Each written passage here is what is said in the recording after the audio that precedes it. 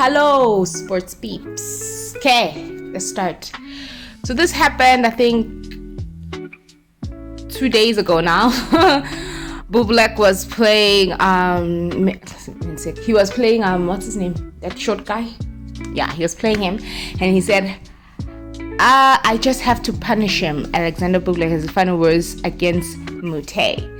So they have some beef, quote unquote. Apparently they had beef in a Challengers tournament earlier this year, and they almost came to blows. I don't know what was said, I forgot, because you know what I'm saying. So during the second round matches, both of them, or the second round matches, yeah, I think the second round or first matches, Mute was like, because there was a possibility of them playing together before they won their respective matches, and Mute, I think, said, "I'm gonna send him home. I'm gonna do everything I can to send him home." He wanted to send him home.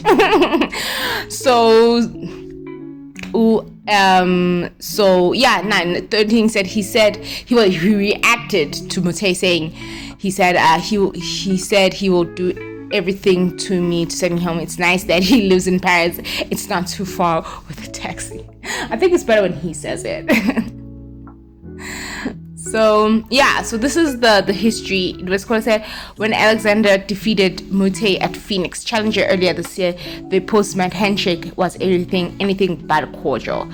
Following the victory, even suggesting that they take their disagreement away from the court and have a quote-unquote fight. You know, just take it outside. Let's take it outside. You know what I'm saying? So yeah, he won in straight sets, 6-3, 7-5. So he told apparently, the Frenchman pre-match comment declaring his motivation to send Bublek home. So he sent him home. So he couldn't send him home. He didn't. So he said, Bublek said, obviously he spoke too much before the match. I have to punish him, so I had no other option. Yeah, again, it's better when he says it. Well, obviously he spoke too much before the match. You know, he spoke too much, and I just have to punish him, so I had no other option.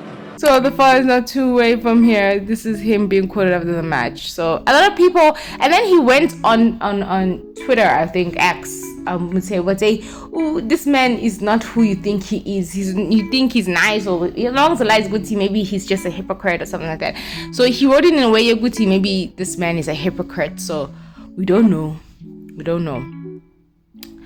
Yeah. So that's it. And then this was published. This was 2 days ago, but Ben Stiller. And then Sinner will face Ben Shelton in the quarterfinals. This is the best results for Jannik Sinner in this tournament, because apparently in the previous years he didn't do well in this tournament due to the slow courts. So the main fact, his best result before winning yesterday was round 4. So now he's in a quarterfinal. So he has beaten his record, and he has at least made quarterfinals in all the 1000 tournaments so far. So will Ben finally turn the tide against Jannik Sinner? I don't know. I don't think so. Ben just came back from an injury, and like he lost. So I don't think so. But yeah, anyway. So they'll be facing each other today. I'm not sure what time today, but yeah, this is the history of them. Yeah, this is the history of they playing together.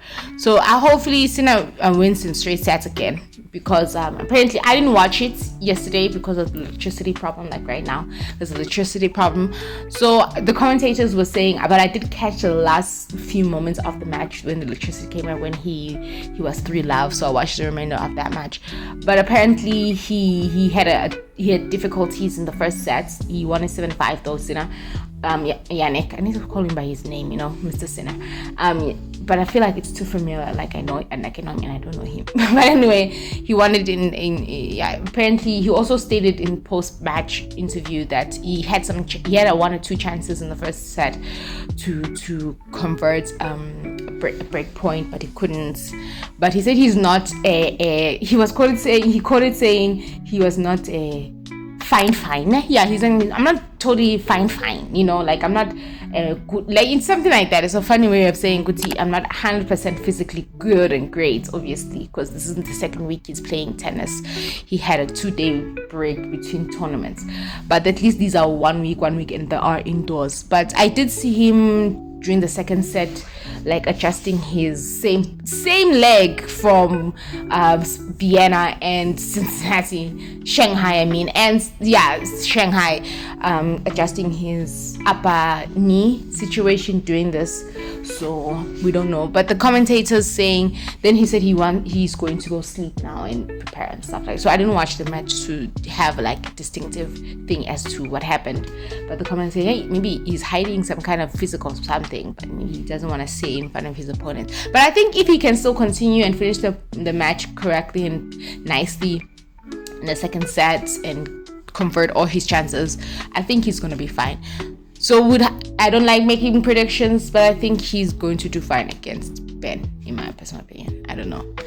So yeah, he was quoted saying, Yannick, I've been in a great serving rhythm. Oh, Ben said that. Oh, whatever. I'm serving like that. Yeah, but the court is slow, so we cannot. So yeah, Ben said when it comes to return games, just dig, said who broke twice in every ball court. Yeah, facing Sinner, Sheldon hopefully hopes it's much more different than usual. Tomorrow is completely different story. Yeah, so this is just Ben. So Sinner versus Ben, 2 p.m. Oh, it's going to be in the afternoon. Thank goodness it's early. So yeah, let's see how that goes. And these are the matches today. Wait, let me refresh that. And tomorrow, please watch the WTA finals. Thank you. Starting tomorrow in Abu Dhabi. I don't know, I forgot. Not Abu Dhabi, but they're starting tomorrow. Yeah, this is Felix with Valentin, Bublik, and Dimino. Really, Bublik and Dimino. I want to see that one. At 8 o'clock. They're playing at 8, not at 2 p.m. So Ben and Sinner and Medvedev and Zverev. I really want to see Sinner and Medvedev play together. They haven't played together in a long time, so I want to see that actually. So I hope Sinner wins and I hope Medvedev wins, because that matchup I really want to see. I want to see how Sinner will play against Medvedev for sure. Yeah, so those are the matches. Those are the matches there. So the WTA finals order of play opening round robin matches confirmed in Riyadh. So don't tell me, I don't want to read it. Just tell me who's playing whom. It's not showing me. Oh yeah, there it is. So order of play first round Saturday 1 November. The group Serena Williams. You have a group named after you, girl. So at 6 p.m. local time, Iga versus Madison Keys, followed by Amanda versus Raducanu. So there's only 2 matches. And then Sunday, it would be Sabalenka versus Paolini, Coco versus Pegula. Ooh, okay. So Pegula, okay. All right. Okay, cool. So those are the matches this weekend. So better win by 2 sets and not 3, because you might. So Coco is the defending champion. Clock that. Clock. Go. Come in, clock that. Clock it. And then Grigor retired during his match. He was supposed to face Medvedev 2 days ago. He retired. So less than 40 hours later, Dimitrov won his first match and then played a double with this man. And then he was supposed to play he was supposed to play Medvedev. He couldn't. So he was saying, I knew that coming back to competition was going to be a difficult task. I just wanted to come out and test myself, give myself a chance. So I said he was not going to win against Petricard, but I was wrong. He beat him. Petricard, without his serve, take away his serve, he's a mediocre tennis player. I'm sorry. Like I said, I don't play tennis. I've never played competitive tennis. I don't know the skill, but this man cannot play tennis. He's so one-dimensional. He lacks he lacks tennis knowledge. He lacks the motivation of, okay, let me not hit my one hand backhand to go across court when this man is playing my backhand. So let me just redirect and try to use my forehand. No, he's too one-dimensional. He wins matches due to his serve. One person quoted on social media saying that he's a challenger player. Take away his serve, he's a challenger player. Absolutely. He wins with his serving.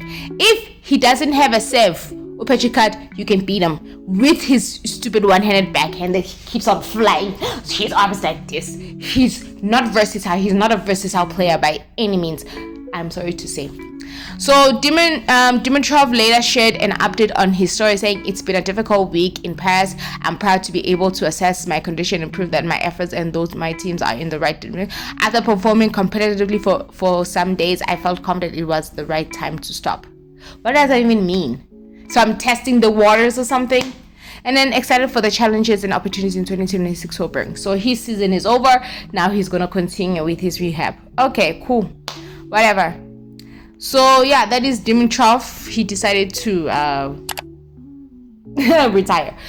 American Taylor Fritz has qualified for the finals, as well as Alex de Minaur has also qualified for the finals. The only place that's left is top 8, the number 8, the 8th spot. So far, Musetti still occupies that spot, and Felix is number 9. And we don't know if what's his name, Mkulu, the old man, Novak Djokovic is going to play the finals or not. So yeah, he has qualified, and so has de Minaur has qualified. De Minaur qualified yesterday. Fritz qualified on Wednesday, but he lost. I already talked about this one. So yeah, but Fritz lost to Bubulak yesterday in straight sets. Oh my goodness me. Like, really surprising, I guess, for me. I thought he was, Fritz. Okay, Cam Norrie defeated Carlos Alcaraz in the first day of him playing, but second round of Carlos. So he beat him in 3 sets, 4-6, 6-3, 6-4 to advance. It's shocked but not shocked. Alcaraz is also not his best stopping grounds in this tournament as well. This was his first tournament in 3 tournaments, because he skipped 2 500s and then played 6 kings. But yeah. They keep on talking that Sinner might become world number 1 for a few seconds before. But I don't think Jannik Sinner cares about the world number 1 situation this year. He'll see it next year. Right now, it is what it is. He's just trying to play his best in this tournament and see how far he can go. But yeah, he beat him. And Alcaraz was quoted saying this was the worst performance of the year for him. So yeah, he said this was a big win for me. Massive to get a win like this. Is the biggest win of my career, because he has beaten the world number 1. He's never beaten the world number 1 in his career, Cam Norrie has said. So it gives him confidence, but he lost in his next match. So stupid, isn't it? I don't like players that beat world-class players in that match and then the following match they lose. At least win 1 or 2 more matches and then get defeated. Don't get defeated the next match. Oh my goodness. So yeah, he beat him. I didn't give me Carlos's quotes here, but yeah, they were just talking about Cam Norrie. So Cam Norrie did a great job. He played wonderfully. Like I said in that Challenger shorts of mine, that he didn't read the courts. The court were quite slow. He couldn't adjust Carlos, and he couldn't adjust to the player who he was playing against, and he's a left-hander, so that's even more significant. And the drop shots are so high, and the ball bounce is so high off the court, and it decreases also the speed of the ball. So it is harder. It's not quite easier, but it is easier to get to a drop shot and like try to return it as well. So yeah, he didn't adjust. He even said it himself, Alcaraz, and he was one of the first few players to reach this in Paris and act and practice on the court. He said, I was feeling good coming into the tournament, and then I didn't feel good. But I give him credit. Credit is due, dude. You just didn't play well. That's it. So yeah, that's it. Also, Jannik was quoted saying the court, the bouncing of the ball, it's slow. There's pace on the ball, but this is when he hits the. So yeah. Anyway, but Zverev won yesterday. I didn't care because once Jannik Sinner stopped playing, I fell asleep. But Zverev. So Jannik Sinner, Alexander match in Paris last 8. That's if Zverev beats Medvedev, because Medvedev has Zverev's number. Hello, I'm gonna beat you, bitch. So hello. So we'll see. Oh yeah, Devin Fokina. That whole Devin Fokina was playing Kuzo, that cute little boy there, so cute. Was rattled by the crowd because he was playing a Frenchman, and he did the whole sleeping motion celebration after he won. You know that one. People were not satisfied. So shortly after defeat, Alejandro pumped strong reaction on social media. The public was not delighted about the performance of a Spaniard player, feeling that he needs to improve his game if he really wants to win trophies. David Fokina playing Masters managed to overcome 2 obstacles, but he lost to Jannik Sinner in straight sets anyway. There was so much drama online because also this American man, I forgot his name, that tall American man, and I also got into it with Mute or someone on social media, but losing it 6-2. I'll see if I can find that one. But Kuzo seemed to provoke the French crowd after victory. It was time for them to go home and go to imitating Steph Curry's night celebration. Kuzo didn't take it seriously. So while it's true that the blue stand and the public were really there is a great atmosphere here in whatever. It was great. I enjoyed that atmosphere with the public, but that's it. That's the game. He made his little celebration at the end. Everyone reacts their own way. It's not easy to have the public against you. That's the way he reacted. That's nice of you. That's nice of you. Yeah, so he did conclude saying, I don't know whether I would have reacted in the same way. Yeah, exactly. But all I can do is shut up because he played his match. He was better than I was. All I can say is, bravo, it won't be my fault if there was not very much, if it's not very many French people behind in the next round. Yeah. But what we can remember from this is that he made a great match. Well done. Anyway, that's enough of tennis. We'll see how he goes today, but I do believe that he will come out okay in that match. So rugby, the fixtures this week, I don't care for that one. Saturday, the fixtures this week, we're starting with internationals now. It's the international started tomorrow. South Africa are playing against Japan, and apparently the coach of Japan is like, hey, Japan has a real chance of beating the Springboks. Okay, babes, all right, this is not 2017 anymore. Okay. It's not 2017. Hello. England against Australia, Scotland, USA. Why should we care? USA doesn't have a rugby. New Zealand versus Ireland. Pretty good matches. And then Johan Hendrik Visa is banned. So he will miss the entirety of the international break. So he's banned. I'm not gonna read this whole thing, okay, because I'm talking too much and I don't like when I talk too much. But he's banned, so it is what it is. Next time, don't be doing that. Okay? Don't be touching other people's balls. They're not your balls. Don't ball around people. All right, then South Africa won the semi-final, this is their first World Cup final. The South African women, I had to make that clear because it's not that means. The South African women won Cup and 169 444 beat England 194. So South Africa posted 319 for 7 and England only managed 194. It was a great batting experience and it was a great bowling experience as well. They got 3 early wickets, but they made it. The 2 England middle orders women were able to steady the ship a little bit. They both got a 50, then one way. So they just got 2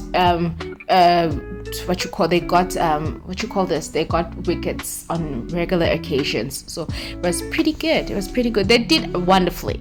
They did better than I expected. I expected something, and it was not confident going into it, but they played wonderfully. They played out of their skins. The captain was the woman of the match, for her 169. So this is just telling us all about the match itself. So it was a very nice match too. I watched it from beginning to end. So they'll be playing India. They'll be playing India tomorrow. India have defeated Australia. I was so happy. I was like, yo, please let South Africa play India instead of Australia, because Australia beat them 69 all out, and they managed to beat India in the group stages. So let's hope they can do it again and go 2 for 2 and finally win an ICC trophy. So I'm praying. But India played really well. I think they chased 3-7, and they managed that with 2 balls or 8 balls to spare, one of the two. So they played really well. And there's some sad news. A teenager passes away in Melbourne in Australia when he was struck by a ball. He was 17 years old. Ben Austin has passed away after suffering a freak injury during a practice match in Melbourne. This is the second time a player got struck by a ball. I think maybe it's the neck, after Phil Hughes. Remember him? He was a professional cricket player playing for Australia. They were playing, I forgot against whom. It was an international match. I think it was Test, and he was struck by a ball right here. So that's why they're making it's part of the reason why they're making some adjustments. Over a decade ago. Wow, it's been a decade. Yo. They're making adjustments to how much due to him. He was struck right here and he passed. So yeah, Austin was struck in the neck while batting. Yeah, and Phil Hughes was, I think he was also batting as well. 28 facing dealers threw him from the side of the arm. Though he was wearing a helmet, he was not using a stern guard, which is a flap that shields the vulnerable beneath the helmet. He collapsed soon after impact and was rushed to the hospital in critical condition. He was placed on life support, but he succumbed to his injuries Thursday morning. So yeah, it's a very sad story. Hey, very sad. So yeah, I'm not gonna read the rest of that, but we pray for the families. And then we move on from that sadness, and we go to a little bit of bromance from, the one and only Siya Kolisi and Eben Etzebeth. It was Eben's birthday, Maobane, yesterday, so Siya just posted a happy birthday. Yeah, you'll see what he wrote. Where is it? Yeah, let me see. So the heartfelt tribute to him, 16 years of friendship. Okay, this is just like, sometimes you see a friendship on a page and think, okay, this is just, but yeah, yesterday celebrating birthday, sweeter, Proverbs 18, one who has unreliable friends soon comes to ruin, but there is a friend who sticks closer than a brother. His spiritual turned in, recognizing the right people are not just around for the highlight reels, they're around for lives, scrums, hits, wins, and losses. And for Eben, Kolisi sees that. Happy birthday, my brother. Yeah, I love you. Thanks. Great. Tall one. Cool. Yeah. So this is the video. Let's watch some. What did you say about my brother? That's not a trait, that's my brother. You stay away from my brother, cause I say so. If you put your paws on my brother, you'll be the choice of his brother. Those are the laws for my brother. So yeah, a little tribute. Yeah, he knows that South Africans are very stickler to their bromance, so chill vibes. Very nice tribute to his brother from another mother. And I also do like that their friendship started way before their success, like way back. So it's a very nice thing. So this is the TikTok, Instagram, I think also Twitter and stuff like that. So yeah, does it? I don't know. But anyway, yeah, some good news, some happy news, some fun news to end this broadcast of sports that talked so much on Yannick, this is your tournament. If you want it, babes, you got this. You got this. I'm rooting for you. It'll be fun if he does a 3-peat, you know? Last week, this week, Surin. That'll be fun, my goodness. Anyway, no, I'm not getting ahead of myself, but I'm just saying. As a Yannick Sinner supporter, I'm just saying. Anyway, thank you so much for watching, and I'll see you next time.